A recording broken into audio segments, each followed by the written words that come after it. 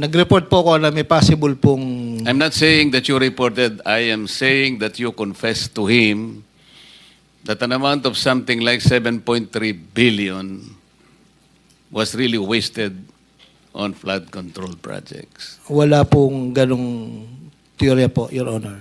Wala po akong... Kasi merong gustong mag-testify. It's your word against his.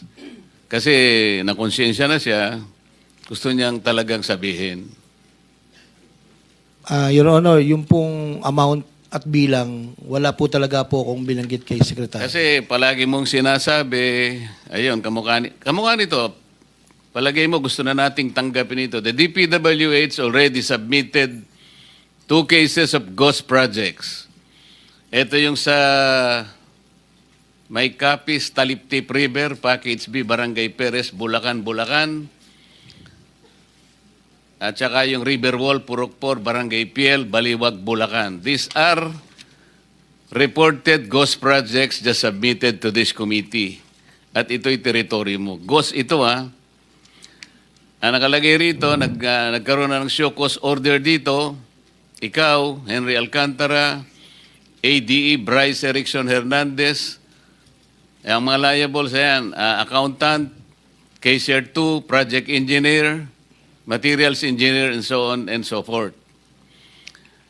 Ito nga yung tinatanong namin kanina pa, because in the last hearing, the TPWH already indicated to us that it will submit several cases of ghost flood control projects. Unfortunately, to our disappointment, bago nag-resign si Secretary Bonoan, tinext ko siya yesterday, nung isang araw pa. Kasi nga, 2 lang ang kanyang ibinigay sa amin. The indication, it should have been at least 50 ghost flood control projects. Ang binigay niya sa akin, bago siya mag-resign, indication that there are 15. Kasi sabi niya rito, without structure. Hindi ko alam kung ibig sabihin ito ghost projects. So ang ginawa namin, ginamit namin yung mga datos na nanggaling sa presidente na ibinigay niya sa amin at binerify na namin yung iba, nakatulong nga yung ginawa ni Senator Lacson para ma-determine and ma-confirm lahat ito. There are 60 projects na parang lumilitaw, ganun nga yung kanilang characterization. Total 60 flood control projects. 15 dito binigay nyo sa Silver Wolves. Wolves pa Construction Corporation. Wawaw Builders, 6. St. Timothy plus St. Matthew, 4. Unimax Steel, 4. Jagon Build Construction Corporation, 3. SYMS Construction Trading, 3. M3 Construct Corporation, 3. Darcy and Anna Builders Trading, 3. MG Sanidan, 3. And several others with 1 project each. 60 projects na kandidato sa ghost projects. Yusek Cabral, di ba kayo po yung humahawak ng IMS? What does that IMS mean?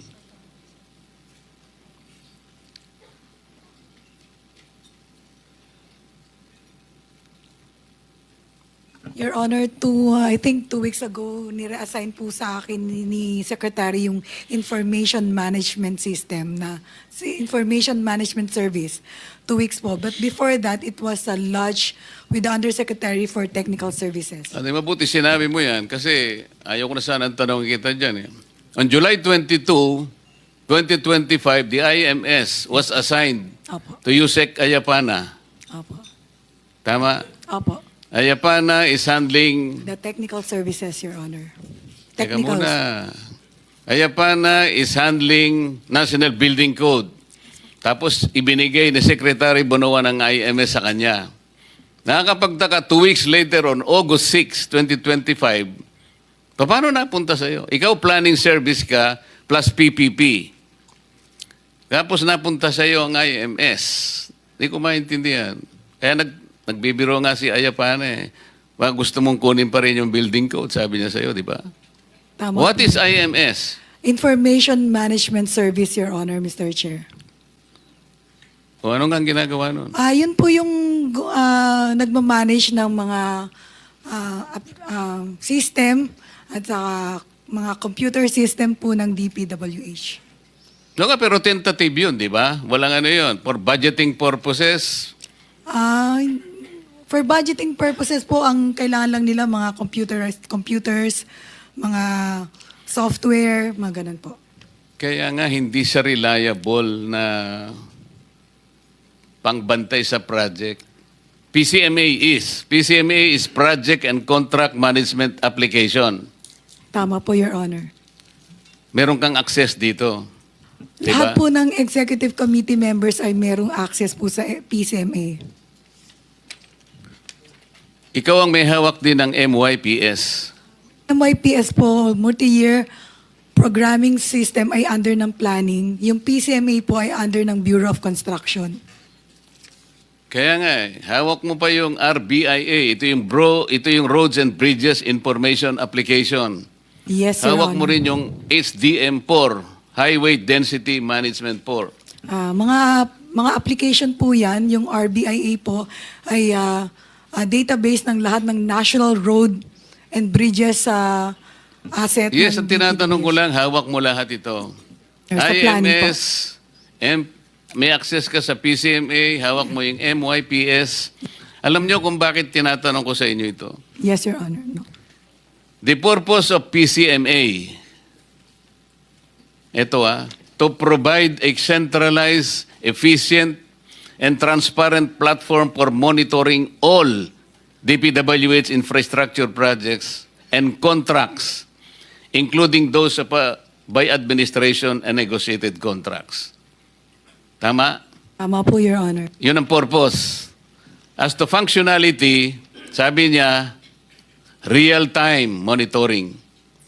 It enables immediate tracking of project progress and immediate tracking of project progress and status. Number 2, geotagging requires photos with recorded geotag locations to be uploaded, providing accurate and verified data. E-logbooks. Engineers use electronic logbooks on mobile devices for field reporting. Data integration uses project identification structures from DPWH multi-year programming and scheduling. Ito yung MYPS. Ano ang benefits? Ito, isa sa benefit. Eliminates ghost projects. You're nodding.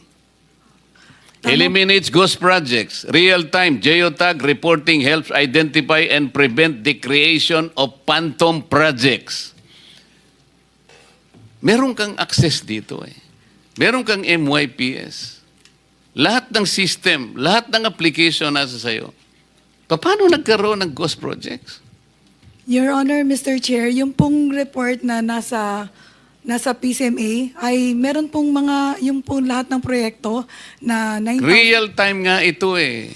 Anytime na i-punch mo doon, halimbawa, projects, flood control projects in Bulacan. Kung anong district ang gusto mo, District 1, District 2, District 3, alam mo, real time. By location, geotag. Alam mo nangyayari on the ground because it's being updated by your project engineers on the ground. Anytime, you don't have to go there. Tama. Tama po, Your Honor. Bakit merong ghost projects? Your Honor, Mr. Chair, kompleto po yung mga data na sinubmit o Kompleto in-upload. nga sa inyo, bakit ang tanong, ba't may ghost projects if this PCMA is working? Ang sabi niya, the benefit is to eliminate ghost projects. Tama naman eh. Real time eh. As we speak, halimbawa, kung hawak mo yung application mo ngayon, titingnan mo yung Bulacan. Alam mo lahat eh. Paano nangyari nga ito? There is now a list of a candidate of 60 ghost projects with us, subject to our verification. Paano nangyayari ito with all the systems intact in DPWH? Sino, for example, let's begin with the 2 projects, ghost projects you submitted to us. Up to what extent the liability may go? May datos po sa PCMA na in-upload yung project engineer, Your Honor, Mr. Chair. Ang Dun po- sinasabi ko, ma'am, let's not debate on this already. Ghost projects ito eh. Sino-sino ang liable? DE, Assistant DE, probably even the regional director or the Assistant Regional Director, the cashier, the accountant, the resident COA auditor. Kasi nga, paano babayaran ito nang wala man lang? Asaan ang PCMA? Tama po, Your Honor. Alam mo, ma'am, dumating ako dito na malungkot. Alam mo kung bakit? Several text messages are being received by this representation almost every day. Alam mo kung anong mga taong sinasabi nila sa akin? Nakikita po namin, sabi niya, kung paano winawaldas ang pera ng bayan. At napapatunayan po namin araw-araw, lalo na po pag nakikinig kayo kami sa hearing ninyo. Kami po pawis dugo ang puhunan namin dito. Lalong-lalo na po kami na nasa mababa lang ang kalagayan. Pinipilit naming magbayad ng buwis. Pero ganito po bang kinapupuntahan ng aming buwis na binibigay? Pwede po ba, kanya, Senator, pwede bang mag-request sa'yo? Pakikita ko sa iyo ang mga text messages mamaya para sabihin ko lang sa iyo na totoong sinasabi ko. Pwede bang ilaban nyo kami na next year wag muna kaming magbayad ng buwis? Sapagkat ito palang kinapupuntahan. What do you think I should tell them? Can you help me provide an answer to these people? Mr. BIR, kung nandiyan ka pa po. Can you help me tell them kung anong dapat kong sabihin sa kanila? Their observation is valid. Pera po nila ito eh. Ganito po ang kinapupuntahan eh. What will I tell them?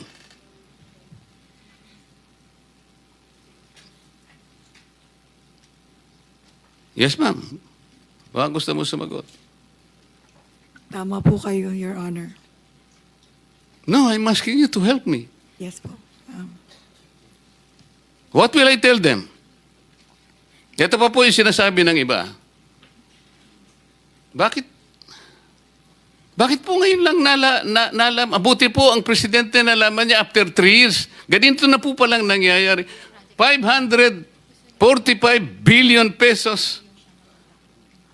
Ang namunini lang about 15 contractors. There are about 29,000 o 19,333 contractors as of August 29, 2025. Mr. Pickup, tama? Yes, Your Honor. 15 lang. Representing 18% of the pie. Yung 15 yun, 0.07%. Sabi gano'n nung nagtatanong sa akin. Eh ano pong ginagawa ng mga taong dapat nagbantay po sa kaban ng bayan? Nandyan po ang ombudsman, nandyan po yung DOJ, nandyan po ang NBI, nandyan ang CIDG. Eh bakit po ayaw nilang tulungan ng presidente? Mabuti po pala siya, nalaman niya. Paano po yung mga taong kinakasangkapan na ng opisina niya, nakatakot-takot na intelligence funds ang binibigay sa kanila, confidential funds, para sa ganun bantayan lang ang pera ng bayan?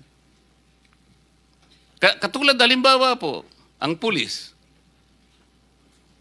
Ang pulis po alam nyo sa batas nila ngayon, hindi lamang public order but also public safety ang nakalagay. They're bound to serve public safety. Ano po ibig sabihin nun? Sa tingin ko po, dapat i-report nila yung open drainage. Kasi maaaring madisgrasya yung naglalakad in open drainage. O kaya busted yung street lights. Medyo maraming kriminal na doon. O kaya clog yung... paano pa yung flood control? Diba dapat? Maraming magbabantayan dito. Bakit po kanya hindi na po nagbabantay? Mabuti na lang nalaman ng presidente, kahit nahuli na, pero nalaman pa din natin. Anong ginagawa ng mga tao? What am I supposed to tell them? Anong sasabihin ko sa kanila? Alam mo, gusto ko sabihin sa kanila, mga kababayan, alam ko pong malungkot kayo. Alam ko pong nagdaramdam kayo. Masakit po ang loob nyo. Ngunit sana po ay wag na hindi po kayo magbayad. Tuloy pa rin po ninyo. Pagtulong-tulungan po natin ito. Kasi po marami ring, lalo po tayong lulubog. Hindi lang mga flood control ang pinagpupuntahan ng ano nyo eh. Pati protection natin, pati si PhilHealth, pati po sa education, lahat po eh. Sana masabi ko lahat, sana maniwala sila, sana hindi sila magalit sa akin, sana tanggapin nila ang sasabihin ko sa kanila. Pero kayo po dapat eh. Kayong nahaharap dito eh. You have anything to say? Yusek Kati? Your Honor, tama po lahat ng sinabi niyo. Wala po akong masasabi. Kahit ano, wala kang gusto sabihin.